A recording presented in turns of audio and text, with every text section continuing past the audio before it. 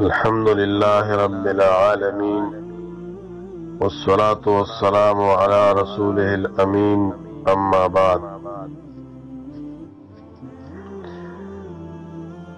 सवाल دا دی چې کورونو کې د زنانو اعتکاف کول څه حکم لري؟ نو د اعتکاف د پاره جمهور اهل علم په نسبت باندې مسجد شرط دی، هم د نارینو د پاره او هم د زنانو د پاره. محل د اعتکاف چې دی هغه مسجد دی. اللہ پاک فرمائی ولا تباشروهن وانتم عاکفون فی المساجد، او تاسو مباشرت مکه زنانو سره دا سے حال کی چې تاسو اعتکاف کوونکی ہے فی المساجد په جماعتونو کې. دې آیات نه معلومه شو چې اعتکاف د پاره محل صرف مساجد دی. دا څه نه وی چې وانتم عاکفون فی البیوت، بیوت ټکه نه راغلی قرآن حدیث کې، مساجد راغلی. نو لہذا مسجد والا شرط ہے. او لا اعتکاف الا فی مسجد جامع، اعتکاف نشته مگر په مسجد جامع کې. دینم ثابت شو چې محل د اعتکاف دا مسجد دی.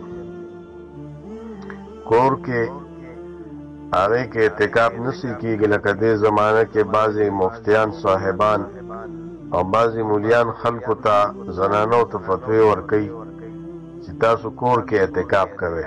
نه، زنانو دپاره کور کې اعتکاف نشته، دا بدعت دی، ناروا دی. زنانه د کور کې زیات عبادات کوي او روجي دي نیسي، د الله بندگی دي کوي، تلاوتونه دي کوي، ذکر اذکار دي کوي، د شپې د ټوله شپه عبادت کوي. رمضان کې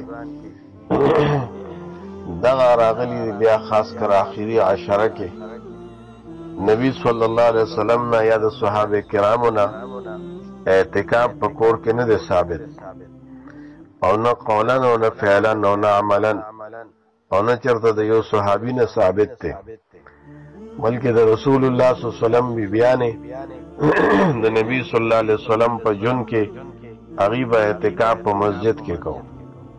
د نبی صلی الله علیه وسلم د وفات نه بعد به چې کله اعتکاف کولو مسجد کې به کو.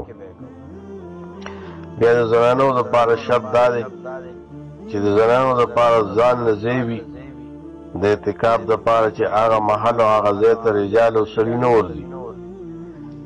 دویم دا دی چې د فتنې یره نه وي په زنانه باندې، د فتنې نه محفوظ وي.